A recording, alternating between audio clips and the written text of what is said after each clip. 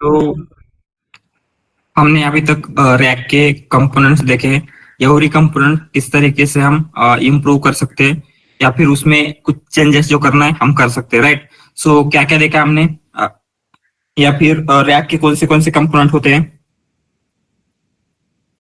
सबसे पहले आपके लिए रहेंगे डॉक्यूमेंट लोडर्स। सो आप क्या कर सकते हैं, जो भी आपका डॉक्यूमेंट है उसके अकॉर्डिंगली आप क्या करेंगे, जो डॉक्यूमेंट लोडर है उसको आप चेंजेस कर सकते हैं, राइट। अगर सीएसवी फाइल है तो सीएसवी लोडर यूज करेंगे, पीडीएफ फाइल है तो पीडीएफ लोडर्स यूज करेंगे, ये देखा हमने। फिर उसके बाद जो स्प्लिटिंग की मेथड्स है, राइट। सो स्प्लिटिंग की मेथड्स भी हमें क्या है, डिफरेंट डिफरेंट यूज करनी होगी। सो हमने देखा पहले कैरेक्टर स्प्लिटर होता है। सो उस वहां पे क्या हो रहा था, स्ट्रक्चर अंडरस्टैंडिंग नहीं हो रहा था, इसलिए हमने क्या किया, रिकर्सिव कैरेक्टर स्प्लिटर का यूज किया, राइट। सो रिकर्सिव कैरेक्टर स्प्लिटर के बाद जो भी डॉक्यूमेंट स्पेसिफिक स्प्लिटर होते हैं वो किस तरीके से हम यूज कर सकते हैं, ये देखा हमने। उसके बाद रिट्राइवल से देखे हमने, जो जो हम क्या कर रहे थे, जो आपका वेक्टर डेटाबेस है वहां से डॉक्यूमेंट्स को रिट्रीव कर रहे थे। सो रिट्रीव करने के लिए सबसे बेस्ट रिट्राइवल हम क्या कर सकते हैं, किस तरीके से यूज कर सकते हैं, वो देखा हमने। डिफरेंट टाइप के रिट्राइवल्स देखे, self query retrieval, multi query retrieval, again context और कंप्रेशन के डिफरेंट डिफरेंट टाइप्स देखे। फिर हमने देखा मार्केट में क्या है, बहुत सारे एलएलएम्स अवेलेबल है, राइट। कुछ कमर्शियल एलएलएम्स है जिनको हम क्या करते हैं, पेड करके यूज करते हैं, एंड फिर कुछ ऐसे हैं जो ओपन सोर्स है जिनके लिए हमें क्या करना पड़ेगा, उनके वेट डाउनलोड करके हम क्या कर सकते हैं, यूज कर सकते हैं, जैसे कि हमने लैमा के एग्जांपल के थ्रू देखा था कल। तो आज हम क्या करेंगे, जस्ट एम्बेडिंग मॉडल, जो जो डिफरेंट डिफरेंट टाइप के वो हमने कल ऑलमोस्ट स्टार्ट किया था, उसी को हम क्या है कंटिन्यू करते हैं, एंड एम्बेडिंग मॉडल्स देखेंगे। फिर एम्बेडिंग मॉडल के साथ एक स्पेसिफिक एम्बेडिंग मॉडल है जो कि कोहेर ने बिल्ड किया है। उसमें क्या होता है, हम रिट्राइवल जो है वहां पे री रैंकिंग नाम की एक कंसेप्ट यूज होती है। सो ये री रैंकर क्या है, किस तरीके से वर्क होता है, ये देखेंगे। एंड एंड उसके बाद क्या, यस यही आज हम क्या करते हैं, देखते हैं एग्जैक्टली कोहेर का री रैंकर कैसे वर्क हो रहा है। फिर हम देखेंगे जो भी आपका रैग रहेगा, रैग का इवेल्युएशन आप किस तरीके से कर सकते हैं। सो आपके लिए इंपॉर्टेंट क्या रहेगा, हम रैग का एप्लीकेशन बिल्ड तो कर रहे हैं लेकिन उसको इवेल्युएट कैसे करेंगे, राइट। मीन्स इवेल्युएट करना है मीन्स क्या, वो जो एप्लीकेशन आपने बिल्ड किया है वो ठीक से वर्क कर रहा है या नहीं, या फिर एक्यूरेसी क्या दे रहा है। सो हमारे पास ट्रेडिशनल बहुत सारे मैट्रिक्स थे, राइट। अगर क्लासिफिकेशन है, क्लासिफिकेशन की मैट्रिक्स अलग है, रिग्रेशन है तो रिग्रेशन की मैट्रिक्स अलग है। लेकिन रैग के लिए क्या है, वो ट्रेडिशनल मैट्रिक्स हम यूज नहीं कर सकते। तो हम क्या करेंगे, उन ट्रेडिशनल मैट्रिक्स की जगह हम अपनी जो रैग की कुछ स्पेसिफिक मैट्रिक्स होते हैं वो देखेंगे कि, एंड उनको किस तरीके से इवेल्युएट करना है देखेंगे। एंड फिर उससे आपको समझ में आएगा कि अगर आपको एक्सपेरिमेंटेशन करना है तो आप किस तरीके से कर सकते हैं। उसके साथ साथ रैग का होने के बाद हम देखेंगे कि एनएलपी के डोमेन में इन जनरल भी कुछ अदर मैट्रिक्स होते हैं, हमने वो नहीं देखे ना, जैसे ब्लू स्कोर या फिर मेटियोर स्कोर। यस देखा या नहीं देखा हमने, नहीं देखा, नहीं देखा ना। हाँ ठीक है, हम क्या करते हैं, जो भी एनएलपी की मैट्रिक्स है वो भी हम क्या करेंगे, देखेंगे। ब्लू स्कोर किस तरीके से, समराइजेशन के लिए कौन सा हमें यूज करना चाहिए, लैंग्वेज ट्रांसलेशन के लिए कौन सा इवेल्युएशन मैट्रिक्स यूज करना चाहिए, ये सारी चीजें हम देखेंगे। एंड फिर उसके बाद नेक्स्ट वीक में हम स्टार्ट करेंगे एआई एजेंट्स। सो एजेंट्स अगर हमें बिल्ड करना है उसके लिए बहुत सारे फ्रेमवर्क है, क्रू एआई, लैंग्राफ, उन फ्रेमवर्क का यूज करके हम रियल टाइम प्रोजेक्ट के जैसे क्या एक दो प्रोजेक्ट बिल्ड करके देखेंगे। एंड फिर उसके बाद जो हमारा रैग एंड एजेंट्स है उन दोनों के कॉम्बिनेशन से किस तरीके से हम और भी बेटर एप्लीकेशंस बिल्ड कर सकते हैं। जैसे हम एक रैग एप्लीकेशन देखेंगे जहां पे हमें table data, images data, all type of data combine करके क्या करना है, एक रैग एप्लीकेशन बिल्ड करना है। सो उस रैग में आप क्वेश्चन पूछ सकते हैं, जो आपके डॉक्यूमेंट में इमेज है उसके ऊपर भी पूछ सकते हैं, टेबल के ऊपर भी पूछ सकते हैं, राइट। सो हमने अभी तक जो रैग देखा है उसमें क्या होता है, अगर आप टेबुलर आपके पीडीएफ में या फिर किसी भी डॉक्यूमेंट में एक टेबल बना हुआ था तो उस पर वो अच्छे से आंसर नहीं दे पाएगा। या फिर जो इमेजेस है, इमेजेस को तो हम कुछ भी नहीं कर रहे, राइट। तो इमेजेस के ऊपर भी क्या है आपको आंसर नहीं मिलते। तो हमें इमेजेस के ऊपर आंसर मिलने के लिए क्या करना होगा, ये सारी चीजें हम क्या उसके बाद देखेंगे। तो यही हमारा फ्लो रहने वाला है, लेकिन उससे पहले हम क्या जो हमारी 7th असाइनमेंट थी आज उसको डिस्कस करेंगे, राइट। सो होपफुली आप सबने कंप्लीट किया होगा। एंड मैं आज ट्राई करूंगा कि क्या जो आपकी लैंगचेन की असाइनमेंट होने वाली है वो आज ही अपलोड कर देता हूँ, फिर हम क्या करेंगे नेक्स्ट वीक में लैंगचेन की असाइनमेंट को डिस्कस कर लेते हैं, ठीक है। So just let me share my screen.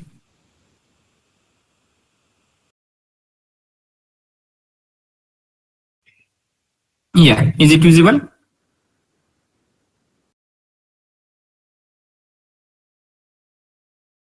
सो हम 7th असाइनमेंट डिस्कस करने वाले जो कि है हगिंग फेस के ऊपर, राइट। सो हगिंग फेस एग्जैक्टली क्या था, किसी को याद है? या एंड हगिंग फेस का इकोसिस्टम क्या है?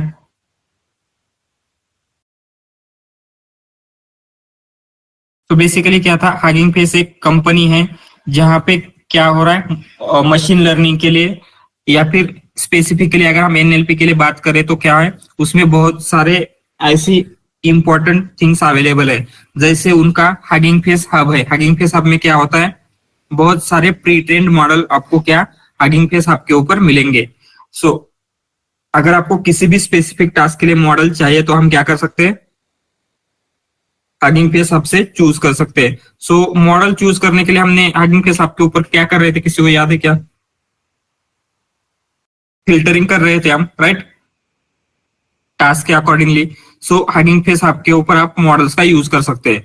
सो हगिंग फेस हब के ऊपर जो मॉडल्स अवेलेबल है उनको आपको अगर कोड के थ्रू डाउनलोड करना है तो उसके लिए एक लाइब्रेरी थी। कौन सी लाइब्रेरी है? ट्रांसफॉर्मर। एग्जैक्टली। सो उनके लिए क्या है, ट्रांसफॉर्मर्स लाइब्रेरी है। ट्रांसफॉर्मर्स लाइब्रेरी का यूज करके हम क्या कर सकते हैं, जो हब था हगिंग फेस हब वहां से हम मॉडल्स को डाउनलोड कर सकते हैं, मॉडल को फाइन ट्यून कर सकते हैं। जैसे हमने बर्ड को फाइन ट्यून किया था, राइट। बर्ड को फाइन ट्यून करने के लिए भी हमने क्या ट्रांसफॉर्मर्स लाइब्रेरी ही यूज किया था। सो बर्ड को फाइन ट्यून करेंगे अगेन क्या होगा, जो भी बाकी की चीजें होती है जैसे टोकनाइजर है, अदर पाइपलाइन बिल्ड करना है तो हम क्या कर सकते हैं, ट्रांसफॉर्मर लाइब्रेरी का यूज कर सकते हैं। सो उसके साथ साथ कुछ सपोर्टिंग लाइब्रेरी भी हगिंग फेस में ट्रांसफॉर्मर्स के साथ, जैसे आपका डेटा सेट हो गया। सो डेटा सेट लाइब्रेरी क्या करती है? यस, डेटा सेट की लाइब्रेरी से हम एक पर्टिकुलर फॉर्मेट में हमारा डेटा कन्वर्ट कर सकते हैं यूजिंग दैट। यस।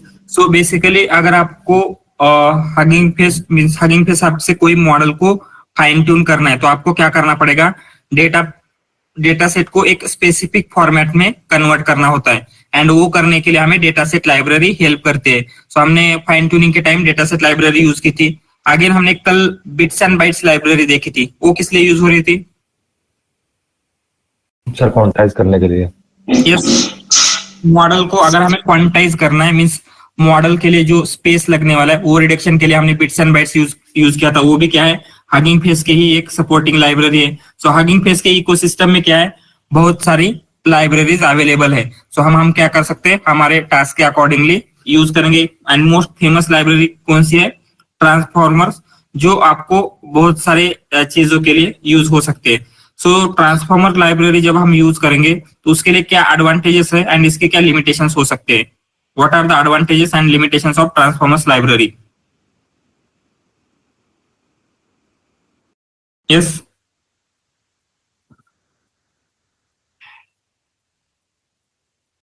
Limitation में we are getting pre-trained model from the Hugging Face and which can easy to use, easy to tokenize. We can get easily tokenized and vectorized format as well.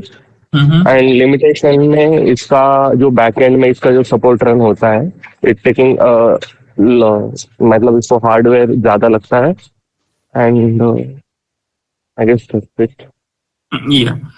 सो यहाँ पे क्या हो रहा है, हम ऐसे out of the box directly use नहीं कर सकते, राइट। सो अगर बर्ड का मॉडल है तो ऐसे नहीं कि आपको हर टाइम आपको टेक्स्ट क्लासिफिकेशन जिसके लिए भी यूज करे वो अच्छे से ही रिजल्ट देगा। तो आपको उसको क्या है, आपके टास्क के स्पेसिफिक उसको फिर से फाइन ट्यून करना पड़ सकता है। सो यहाँ पे वो out of box support provide नहीं करता, ये भी उसका लिमिटेशन है, राइट।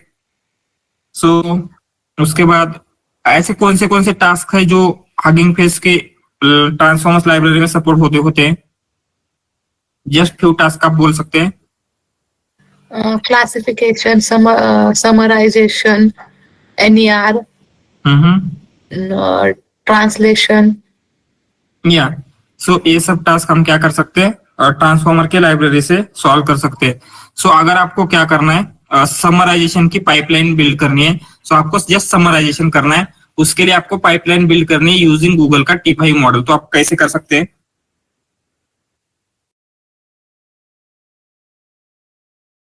यस, जस्ट 2-3 लाइन का कोड होगा। क्या होगा वो कोड? सबसे पहले तो हम इंपोर्ट करेंगे from transformers import pipeline, right. So next step में क्या होगा?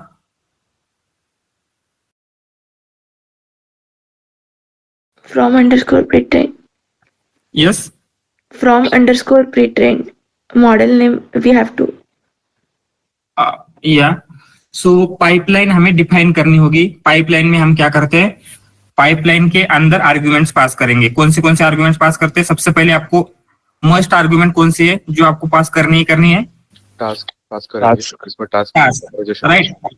यस, मॉडल में टास्क, कौन से टास्क का हमें क्या करना है, पाइपलाइन क्रिएट करना है। सो यहाँ पे कौन सा टास्क होगा? समराइजेशन, जो कि हम समराइज कर रहे हैं। So task equal to summarization करेंगे एंड फिर ऑप्शनल में जिस मॉडल का चाहिए हमें वो मॉडल का हम नेम प्रोवाइड कर सकते हैं, जो कि हमारा होगा गूगल का T5 मॉडल, राइट। सो इस तरीके से क्या होगा, T5 मॉडल से समराइजेशन करने के लिए आप पाइपलाइन बिल्ड कर सकते हैं। सो सेम वे में सेंटिमेंट एनालिसिस करना है तो कैसे करेंगे? Using transformers pipeline.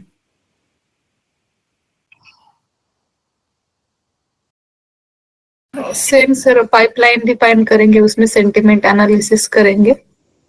या उसमें टास्क करने में आपको क्या करना पड़ेगा? सेंटिमेंट एनालिसिस करना है जस्ट। उससे क्या हुआ, सेंटिमेंट एनालिसिस की पाइपलाइन बिल्ड होगी फॉर डिफॉल्ट मॉडल। सो यहाँ पे एक प्रॉब्लम है आपके लिए। आपको क्या करना है, ये जो न्यूज आर्टिकल दिए गए हैं, तो ये फर्स्ट न्यूज आर्टिकल है, right. Oscar winning actor play role in some movie something है। उसके बाद ऑस्ट्रेलिया बीट्स, ऐसा है। सो बेसिकली क्या है, आपके पास ये कैटेगरीज है, entertainment, sport, politics and science. So आपको क्या करना है, ये जो भी न्यूज आर्टिकल है उनको उस कैटेगरी के अकॉर्डिंगली क्लासिफाई करना है। सो इसका क्या होना चाहिए, इंटरटेनमेंट होना चाहिए, इसका स्पोर्ट्स होना चाहिए, इसका पॉलिटिक्स होना चाहिए एंड फिर लास्ट वाले का क्या होना चाहिए, साइंस होना चाहिए। तो हम ये किस तरीके से कर सकते हैं, कुछ आइडिया आ रहा है?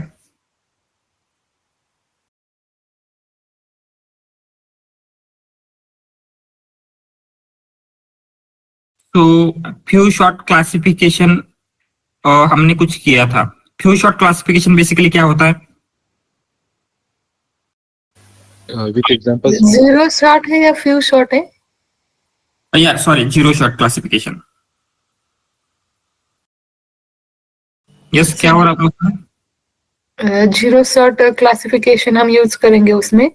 हमको जो मॉडल चाहिए वो मॉडल पास करेंगे और उसके बाद हम जब ये करेंगे, कॉल करेंगे, तब हमको जो कैटेगरीज है वो कैटेगरीज एक लिस्ट में करके वो कैटेगरीज पास करने पड़ेंगे क्लासिफायर में, जो हमने ऑब्जेक्ट क्रिएट किया है उसमें। एंड यहाँ पे टास्क का नाम क्या होगा? Zero shot classification. Yes, zero shot classification task का नेम होगा। एंड उसमें जब हम कैटेगरी पास कर रहे हैं, सो उसके लिए उस आर्गुमेंट का नेम क्या है, जिसमें कैंडिडेट लेबल या कैंडिडेट लेबल्स हम पास करेंगे एंड जो कि ये होंगे हमारे कैंडिडेट लेबल्स, राइट। इनमें क्या होता है, जो भी हमारे कैंडिडेट लेबल है ये हम पास करते हैं तो हमारा मॉडल क्या करेगा, इनको अंडरस्टैंड करेगा एंड इनमें से किसी कैटेगरी में डालने का ट्राई करता है। सो ये हमने जीरो शॉट क्लासिफिकेशन देखा था यूजिंग कौन सा मॉडल किया था हमने? कौन सा मॉडल है जीरो शॉट के लिए, याद है किसी को? फेसबुक का था I think, Facebook BART. Yes, Facebook BART model का हम क्या कर सकते हैं, यूज कर सकते हैं। सो यहाँ पे ये दिख रहा है ना, जस्ट लिटिल बिट जूम करता हूं मैं, ठीक है। सो आपको क्या करना है, जस्ट ओके टोकनाइजर इनिशियलाइज करना था 6th क्वेश्चन के लिए, उसमें आप डिस्टिलबर्ट बेस अनकेसिस मॉडल का यूज करना था। आप कैसे कर सकते हैं, क्या स्टेप्स रहेंगी?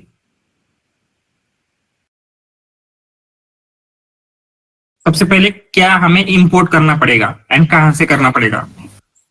ट्रांसफॉर्मर से ऑटो टोकनाइजर इंपोर्ट करना पड़ेगा। Yes, and again next step क्या होगी? देन टोकनाइजर वेरिएबल लेके उसमें auto tokenizer dot from pretrained and in model का नाम जो हमारा डिस्टिलबर्ट अनकेस बेस अनकेस है। यस, सो यहाँ पे हम क्या करते हैं, auto tokenizer dot from pretrained डालेंगे एंड फिर मॉडल का नेम डालते हैं। सो यहाँ पे आपको वन मोर क्वेश्चन आ सकता है, अगर हमें टेंसर फ्लो में करना है या पाइटॉर्च में करना है टोकनाइजर को इनिशियलाइज, सो हम कैसे चेंज कर सकते हैं? There is a command in auto while defining the model in the auto model. There is a command return tensors. So if you want the tensors in a TensorFlow, we will write in a TF, and for other we are requiring TensorFlow के लिए TF and PyTorch के लिए PT we are writing. या and अगर हम कुछ भी return tensors नहीं करते तो बाय डिफॉल्ट किसमें आता है वो? PyTorch format. या पाइथन की लिस्ट होती है, लिस्ट में आएगा। सो यहाँ पे ये हो गया। सो यहाँ पे एक कोड दिख रहा है आपको सबको। सो इस कोड में जब हमने क्या किया, एक टोकनाइजर इनिशियलाइज किया है, कोई तो जस्ट एक टोकनाइजर है, एंड फिर हमने क्या किया, टोकनाइजर को टोकनाइज किया है, एंड ये जो भी टोकनाइज करने के बाद इसका रिजल्ट आ रहा था उसे हमने जस्ट प्रिंट किया है। तो इस रिजल्ट में अगर आप देखेंगे तो आपको क्या क्या दिख रहा है, इनपुट आईडीज दिख रहा है एंड अटेंशन मास्क दिख रहा है। सो ये इनपुट आईडीज एग्जैक्टली क्या होती है एंड ये अटेंशन मास्क एग्जैक्टली क्या होता है? तो यही आपका 7th क्वेश्चन है, what input IDs and attention mask are in the above cell output. क्या है ये?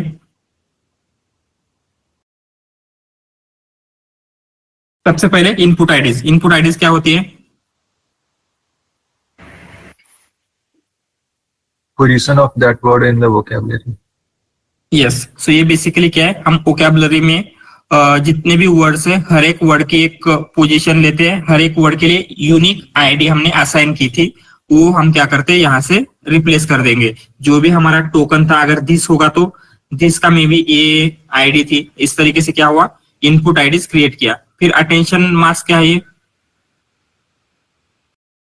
Do we have to calculate attention or not?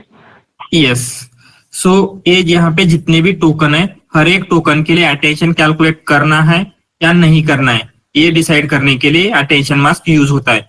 सो जैसे अगर यहाँ पे अटेंशन मास्क किसी टोकन का 0 होगा, उसका मतलब क्या होगा, उस टोकन के लिए हम अटेंशन कैलकुलेट नहीं करते जब प्रोसेस कर रहे, राइट। सो ऐसा कोई केस था क्या जहाँ पे अटेंशन मास्क किसी टोकन का 0 आ रहा था? किस टोकन का 0 आ रहा था? पैडिंग सीक्वेंस के लिए।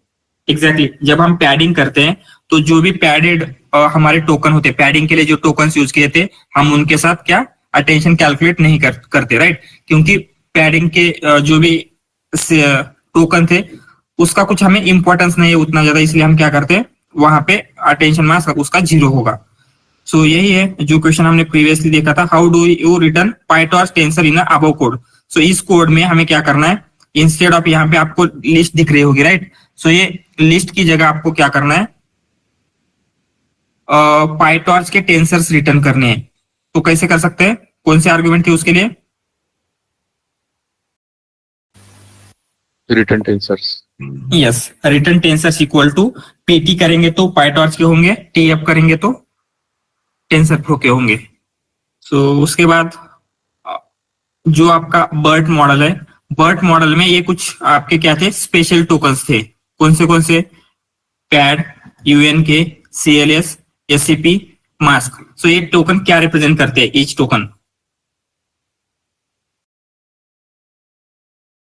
Pad represents basically padding. UNK represent unknown tokens. CLS represent start of the sequence, and separate represent separator, where CLS also represent the classification task here, and mask represent masking. Yes, so जब भी हम padding करेंगे तो ये क्या होता है, जो भी पैडिंग के लिए हमने यूज किया था उसके लिए ये टोकन यूज करते हैं, एंड जो भी अगर कुछ अननोन टोकन आ रहा है तो उसके लिए उसको ये क्या करेगा, यूएन के टोकन से रिप्लेस कर देगा। सीएलएस बेसिकली क्या होता है, क्लासिफिकेशन इसका लॉन्ग फॉर्म है। अगर इसी टोकन से हम क्या कर रहे थे, क्लासिफिकेशन कर रहे थे, या फिर as start of the sequence में ये टोकन यूज होता है। एससीपी मींस सेपरेटर है, जो कि आपका जो सेंटेंस है उसका एंड के लिए क्या होगा, यूज होगा। एंड अगर हमें मास्किंग करनी है उसके लिए ये मास्क टोकन यूज होता है। सो ये कैसे कर सकते हैं हम, नेक्स्ट वाला, convert given sentence into input IDs using word tokenizer. ये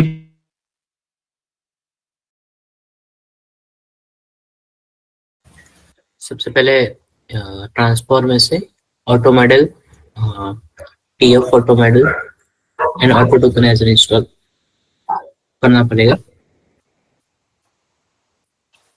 देन टोकनाइजर के अंदर equal to tokenizer equal to auto tokenizer dot from pretrained करके देन वर्ड मॉडल का नाम पास करना पड़ेगा।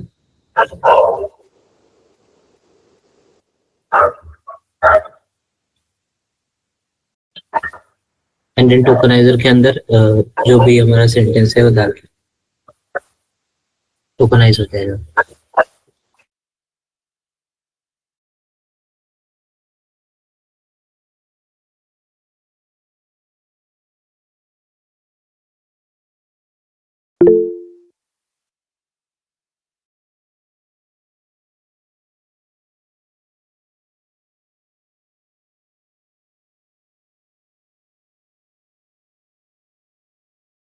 आपको क्या करना है, ये जो भी आपको सेंटेंस दिया गया है उसको कन्वर्ट करना है जस्ट इनपुट आईडीज में यूजिंग वर्ड टोकनाइजर। कैसे कर सकते हैं,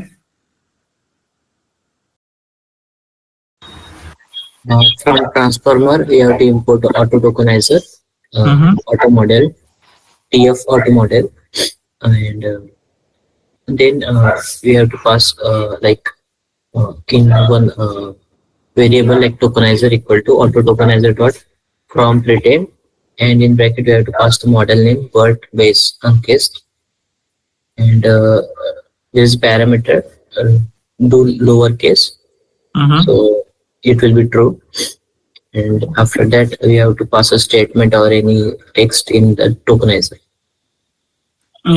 सो इस तरीके से हम क्या कर सकते हैं, इनको इनपुट आईडीज में कन्वर्ट कर सकते हैं। सो इनपुट आईडीज में तो हम कन्वर्ट कर पा रहे हैं, लेकिन कंसीडर आपको क्या है, ये इनपुट आईडीज प्रोवाइड की गई है, अभी आपको क्या करना है, इनको कन्वर्ट करना है टोकन्स में। कैसे करेंगे,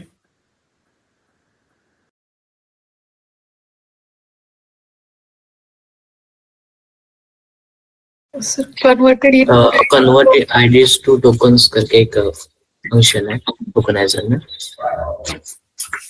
ये सो उससे क्या होता है, जो भी हमारा आईडीज था वो टोकन में कन्वर्ट हो जाएंगे। ये सो यहाँ पे क्या है, आपको मॉडल डाउनलोड करना है, या तो आपको आप कैसे डिसाइड करेंगे कि जो डाउनलोड होने वाला मॉडल है वो पाइटॉर्च में सपोर्ट करेगा या फिर टेंसरफ्लो में सपोर्ट करेगा। रिटर्न टेंसर्ट इज इक्वल टू हमें देना पड़ेगा पाइटॉर्च में चाहिए या टेंसरफ्लो में चाहिए। सो वहां पे जब हम टोकनाइजर यूज करते हैं तो आपकी इनपुट आईडीज पाइटॉर्च में होंगे या टेंसरफ्लो में होंगे, उसके लिए तो हमने रिटर्न टेंसर्स किया, लेकिन जो आपका मॉडल होगा जो हम डाउनलोड कर रहे हैं वो मॉडल पाइटॉर्च का फ्रेमवर्क यूज करके बिल्ड हुआ हो या फिर टेंसरफ्लो का स्पेसिफिक हो, वो हम कैसे कर सकते हैं।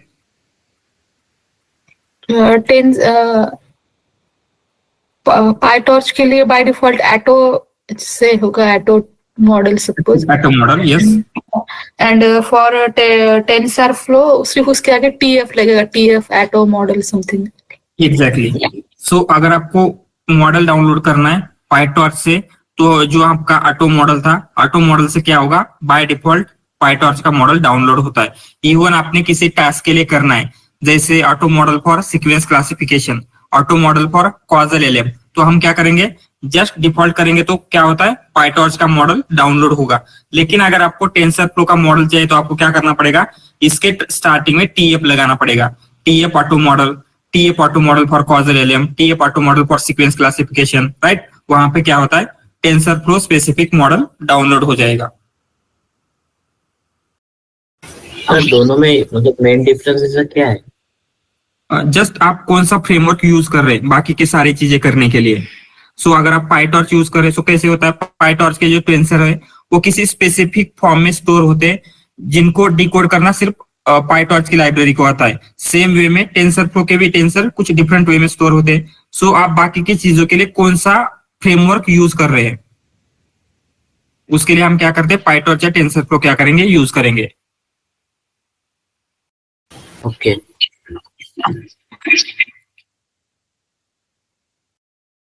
सो इन जनरल ऐसा कुछ नहीं है कि दोनों में से एक चाहिए। सो अगर आप कुछ जैसे बाकी की चीजें करने के लिए, जैसे आगे जाके आपको शॉर्ट मैथ लगाना है, बाकी के कैलकुलेशन करना है, उसके लिए आप पाईटॉर्च यूज करें तो मॉडल भी पाईटॉर्च का ही चाहिए, या फिर टेंसर फ्लो यूज कर रहे तो मॉडल भी टेंसर फ्लो का ही चाहिए। सो यहाँ पे एक कोड दिख रहा है, यहाँ पे हमने क्या किया है, एक मॉडल डिफाइन किया है एंड मॉडल को क्या किया, मॉडल नेम से यहाँ पे डाउनलोड किया एंड यहाँ पे कुछ इनपुट्स था वो हमने क्या किया, इस आउटपुट में पास किया एंड उसकी लास्ट हिडन स्टेट का हमने शेप यहाँ पे प्रिंट किया है, राइट, जो कि ये प्रिंट हो रहा है। सो ये जो प्रिंट हुआ है लास्ट हिडन स्टेट का शेप, इसमें ये जो ईच नंबर है, जैसे आपका 3 हो गया, 14 हो गया एंड 768, राइट, ये क्या रिप्रेजेंट कर रहे हैं, ये 3 क्या होता है, 14 क्या है एंड 768 क्या है।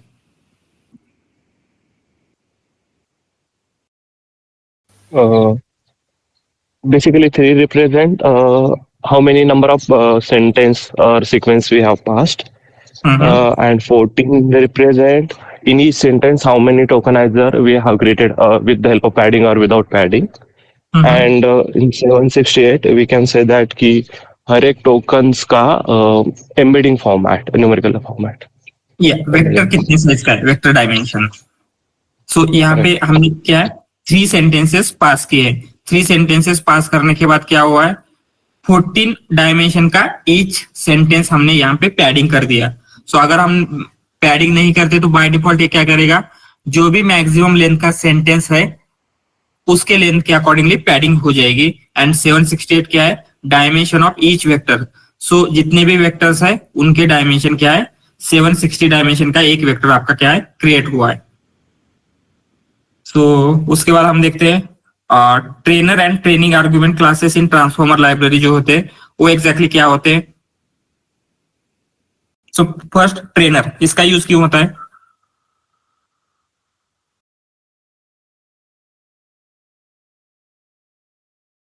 यस, फाइन ट्यूनिंग, या आपको मॉडल को फाइन ट्यून करना है तो उसके लिए ट्रेनर एपीआई का यूज होगा। सो ट्रेनर एपीआई का यूज करके हमने क्या किया था, फाइन ट्यून किया था, अगर आपको बर्ड का प्रोजेक्ट याद है तो, right. So and finally training arguments. Training arguments क्या होता है, ट्रेनिंग आर्गुमेंट्स में सब हाइपर पैरामीटर्स होते हैं। या सो ट्रेनिंग के लिए जो भी आपको हाइपर पैरामीटर्स चाहिए होते हैं, जैसे जो भी आपके हाइपर पैरामीटर्स है, जैसे आपका इपॉक्स कितने देने हैं, आपका ट्रेनिंग क्या होता है, लर्निंग रेट कितना है, everything you can mention in training arguments. So उसके बाद हमने एक जस्ट मॉडल देखा था, ऑटो रिग्रेसिव मॉडल्स। सो अगर हम बोल रहे हैं कि एक मॉडल ऑटो रिग्रेसिव है तो उसका मतलब क्या होगा, what are auto regressive models.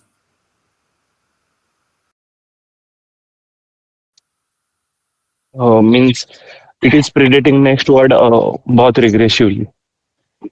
Yes, regressively means क्या, हर मॉडल का जो लास्ट आउटपुट था उस लास्ट आउटपुट से क्या होता है, उसका नेक्स्ट आउटपुट इंपैक्ट होता है, राइट। एंड यहाँ पे जो हम लार्ज लैंग्वेज मॉडल देख रहे थे वो भी क्या कर रहे हैं, नेक्स्ट वर्ड प्रिडिक्शन कर रहे हैं, जिसकी वजह से क्या होता है, वो उनको भी हम ऑटो रिग्रेसिव बोल सकते हैं।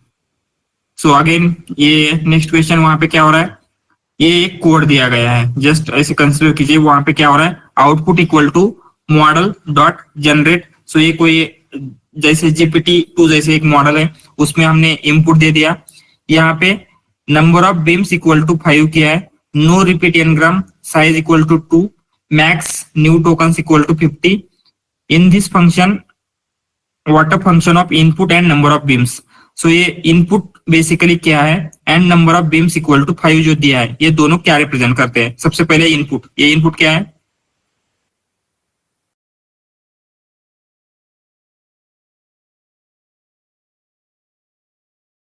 यस, जो भी टोकनाइजर का आउटपुट आ रहा था, राइट।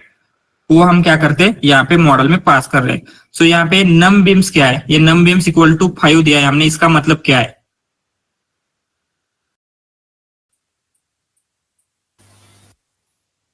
बीम सर्च की विड्थ जो है वो 5 सेट करता है। हाँ हाँ, सो बीम सर्च में क्या होता है बेसिकली?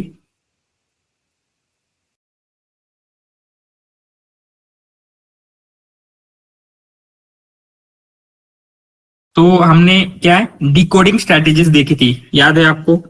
जिसमें बीम सर्च था, ग्रीडी सर्च था, नो रिपीट एनग्राम था, मैक्स न्यू टोकन, ये सारे क्या है, या फिर टॉप पी, टॉप के, टेम्परेचर, ये सारी चीजें हमने देखी थी। ये क्या कर रहे थे, अगर कोई जनरेटिव मॉडल है तो उसका जो आउटपुट आने वाला है जनरेशन का, उसको क्या करने के लिए, उसको इम्पैक्ट करने के लिए या फिर उसका बिहेवियर चेंज करने के लिए हमने ये सारे पैरामीटर्स यूज कर रहे थे। सो अगर नम बीम्स इंस्टेड ऑफ 5 हमने 2 दे दिया है, तो 2 दिया तो क्या होगा? Okay, leave that. Greedy search को याद है, greedy search and beam search दोनों में क्या डिफरेंस है?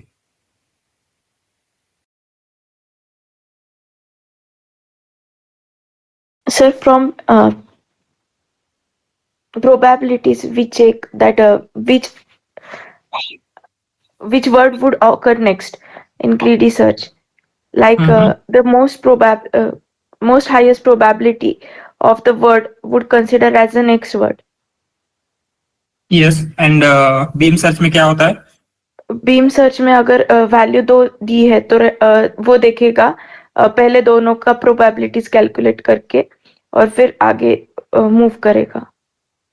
दोनों का प्रोबेबिलिटीज कैसे देखेगा? वो सो बेसिकली ग्रीडी सर्च में क्या हो रहा है, आपको क्या करना है, नेक्स्ट वर्ड प्रिडिक्ट करना है, राइट? सो ग्रीडी सर्च में हम क्या करते हैं, जस्ट देखेंगे आपके पास नेक्स्ट में 4 वर्ड्स है कंसिडर, तो ये क्या करेगा, इन 4 वर्ड्स में से जो भी मैक्सिमम जिसकी प्रोबेबिलिटी है वो नेक्स्ट वर्ड कंसिडर करेगा एंड फिर उसको आपका करंट वर्ड पकड़ के नेक्स्ट वर्ड के लिए चला जाएगा। लेकिन बीम सर्च क्या करता है, हमने बीम की साइज यहाँ पे 2 रख दी, तो ये क्या करेगा, फर्स्ट करंट वर्ड की प्रोबेबिलिटी तो देखेगा ही देखेगा, उसके साथ साथ नेक्स्ट वर्ड की प्रोबेबिलिटी, इन दोनों की प्रोबेबिलिटी को कंबाइन करके जिन भी नेक्स्ट 2 वर्ड की प्रोबेबिलिटी सबसे ज्यादा होगी उसको हम क्या करते हैं, सेलेक्ट करते हैं, राइट? सो उस केस में क्या होगा, नम बीम्स 5 रख रहे मीन्स क्या होगा, नेक्स्ट 5 वर्ड्स की प्रोबेबिलिटी वो चेक करेगा। तो यहाँ पे वही है। उसके बाद नो रिपीट एनग्राम साइज, ये क्या हो रहा है, no repeat ngram size,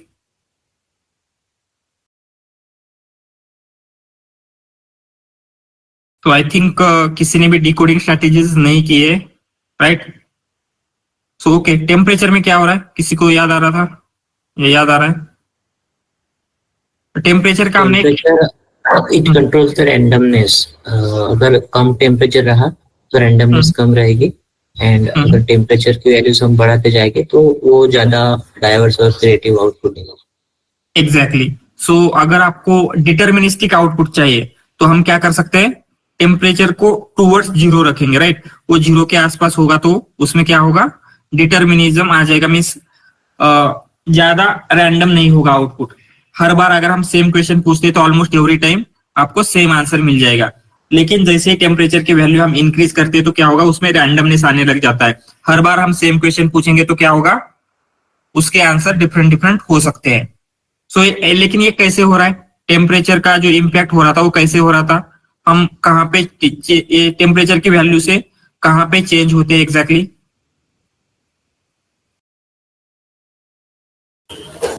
Probabilities it will impact with the help of softmax. Exactly. So short max के फॉर्मूला में हम क्या कर रहे थे, टेम्परेचर से डिवाइड कर रहे थे। जब टेम्परेचर की वैल्यू बहुत ही क्लोज टू 0 होती है उस केस में क्या होगा, जो भी टोकन्स की प्रोबेबिलिटी ज्यादा है उनको हम ज्यादा इंपॉर्टेंस देते हैं। लेकिन जैसे जैसे क्या हो रहा है, टेम्परेचर की वैल्यू हम इंक्रीज करेंगे तो क्या होने लग जाता है, हर एक जो आपके टोकन थे उनको ऑलमोस्ट इक्वल वैल्यू मिलने लग जाते हैं, जिसकी वजह से रैंडमनेस आपकी इंक्रीज हो जाएगी। उसके बाद टॉप के क्या होते हैं, टॉप पी में क्या हो रहा है, टॉप के में क्या हो रहा है, Top K may be same. We are using the probabilities to check, and the highest probability will be the next word, our next word generated. We determine the descending order frequency where we choose the top frequent word as the next word. Yeah. And So this, top P में yes, and in top P में हम cumulative frequency we are using. That is, there we choosing the cumulative addition to check the our threshold value. Yes yes, so यहाँ पे top के में हम क्या करते हैं, एक नंबर हम प्रोवाइड करेंगे, जैसे 10 20 नंबर प्रोवाइड किया तो क्या होता है, जिन भी टॉप 20 वर्ड्स, जो भी नंबर हमने प्रोवाइड, कंसिडर हमने 20 प्रोवाइड किया तो क्या होगा, टॉप 20 वर्ड्स हम कंसिडर करते हैं, एंड फिर क्या होगा, ओनली ऑन दिस 20 वर्ड्स हमारी प्रोबेबिलिटी फिर से रीडिस्ट्रीब्यूट हो जाती है। एंड सेम वे में टॉप पी में क्या होता है, तो टॉप पी में हम क्या करते हैं, एक प्रोबेबिलिटी की वैल्यू प्रोवाइड करेंगे, जैसे हमने 0.8 प्रोवाइड किया, मीन्स क्या होगा, ऐसे टॉप के कितने वर्ड्स है जिनकी प्रोबेबिलिटी क्या हो रही है, 80% आ रही है, उन वर्ड के ऊपर क्या हो गया, हमारी प्रोबेबिलिटी रीडिस्ट्रीब्यूट हो जाती है। सो इस तरीके से टॉप पी एंड टॉप के क्या होता है, वर्क करता है। So one more thing, most of the लोगों ने बाकी की चीजें तो आपको आ रही है, लेकिन ये जो आउटपुट स्ट्रेटेजीज है इसके ऊपर आपको फोकस करना होगा। सो मे बी टुमारो हमें इसके ऊपर 1-2 क्वेश्चंस आपको रहेंगे, राइट। सो हम क्या करते हैं, अभी जस्ट प्रीवियस 1-2 क्वेश्चंस देखते हैं। सो जब हम क्या कर रहे थे, LSTM या फिर RNN यूज कर रहे थे, राइट, वहां पे क्या हो रहा है, अगर कंसिडर आपका नेक्स्ट लेयर भी LSTM की है, पहले लेयर LSTM की थी, उसके बाद की भी नेक्स्ट लेयर LSTM की है, तो वहां पे आपको एक पैरामीटर सेट करना होता है। कौन सा पैरामीटर था वो, किसी को याद आ रहा है?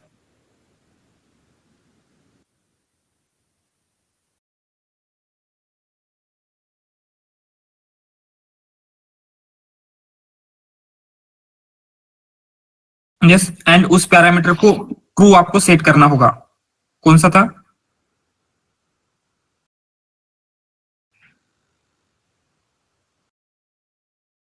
रिटर्न सीक्वेंस होगा maybe. Yes, return sequence में क्या होता है, नेक्स्ट लाइन और नेक्स्ट सेंटेंस प्रिडिक्शन। नो, अगर हम two words two sentence we are passing in an input, तो both sequence we are using, दोनों सीक्वेंस यूज करना है और सिंगल सीक्वेंस यूज करना है। नो, LSTM में, नॉट हियर। LSTM देख रहे हैं हम अभी, LSTM का जस्ट रिवाइज करें। सो बेसिकली क्या है, LSTM कैसे वर्क करता है, टाइम स्टेप वाइज वर्क कर रहा था। सो जस्ट टुमारो आपको क्या करना है, ये क्वेश्चंस का भी देख के आइए, एग्जैक्टली वो पैरामीटर कौन सा था, रिटर्न सीक्वेंस था या कोई और था, एंड वहां पे एग्जैक्टली क्या हो रहा है, ठीक है। एंड उसके बाद कोई ट्रांसफॉर्मर्स, जो हमारा ट्रांसफॉर्मर का आर्किटेक्चर था, राइट, उसके कंपोनेंट्स बता सकता है या फिर ट्रांसफॉर्मर की वर्किंग बता सकता है, हाउ ट्रांसफॉर्मर आर्किटेक्चर वर्क्स।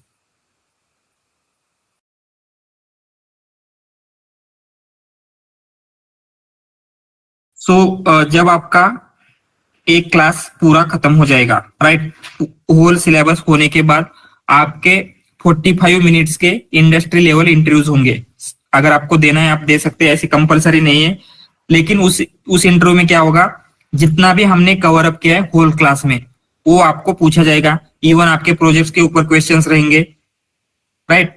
तो आपको क्या करना है, उस इंटरव्यू के लिए प्रिपेयर होना है। उस इंटरव्यू में आपको रियल जो अभी इंडस्ट्री में वर्क कर रहे हैं, राइट, एंड जो इंटरव्यू लेते हैं वो पैनल रहेगा, वो आपको क्वेश्चंस पूछेंगे। जिस तरीके से आपका रियल इंटरव्यू होता है, वो रियल इंटरव्यू का सिमुलेशन आप क्या यहाँ पे एक्सपीरियंस कर सकते हैं, एंड आपको वहीं पे क्या फीडबैक मिलेगा।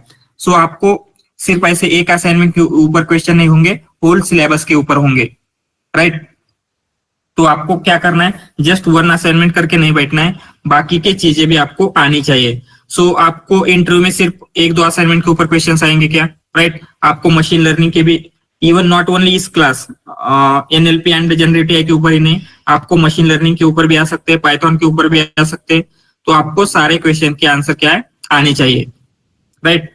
तो फोकस कीजिए इन सारी चीजों को रिवाइज करने का, ज्यादा टाइम नहीं लगता। अगर आपने पहले किया हुआ है, राइट, रिवाइज करने में ज्यादा टाइम नहीं लगता। जस्ट अगर आप 1 आवर या फिर हाफ एन आवर भी दे रहे हैं, उतना भी क्या है, अगर डेली देते हैं तो इनफ रहेगा। जस्ट आपको ये क्या करना है, रिवाइज करते रहना है। अदरवाइज क्या होगा, जैसे क्लास खत्म होता है फिर खुद से ही आपको आपकी अकाउंटेबिलिटी नहीं रहेगी, एंड जो आपको स्विच करना था या फिर जॉब चाहिए था वो चीजें पोस्टपोन होती जाती है। सो अगर नहीं करना है तो सबसे बेस्ट ऑप्शन क्या होगा आपके लिए, अभी के अभी मीन्स ये जो क्लास हमारा एंड होने वाला है, मे बी अराउंड अभी 1 मंथ के अंदर क्या हो जाएगा, एंड हो जाएगा। उससे पहले ट्राई कीजिए एटलीस्ट आप इंटरव्यू के स्टेजेस में तो हो, ठीक है। सो उसके लिए आपको रिज्यूम चाहिए, रिज्यूम बिल्ड कीजिए, एंड रिज्यूम मीन्स आप मुझे सेंड कर सकते हैं। उसमें क्या क्या इंप्रूव करना है चीजें मैं आपको बताऊंगा। आपको प्रोफाइल जो होगी, नौकरी प्रोफाइल, वो क्रिएट करनी है, राइट। सो उसमें अगर कॉल्स नहीं आ रहे तो भी आप क्या कर सकते हैं, मुझे कांटेक्ट कीजिए, मीन्स उसमें क्या इंप्रूव करना है, क्या चीजें करनी है, वो हम डिस्कस करेंगे। या फिर किसी ने इंटरव्यू दिया है तो कोई क्वेश्चंस नहीं आया था या फिर कुछ प्रॉब्लम हो रही है एक्सप्लेन करने में, राइट, वो चीजें भी आपकी क्या होगी, अभी जो रनिंग है हमारा उसमें ही कंप्लीट हो जाएगी। अदरवाइज क्या होता है, बाद में सारी चीजें आपके लिए डिफिकल्ट बनती जाती है। सो होपफुली सब इंटरव्यू के लिए अभी प्रिपरेशन स्टार्ट कर दिया होगा आपने। बहुत सारे लोगों ने मुझे रिज्यूम सेंड किया था, मीन्स अभी आपने अगर नहीं किया है तो रिज्यूम बिल्ड कीजिए, एंड जो आपकी नौकरी प्रोफाइल है उसको ऑन करके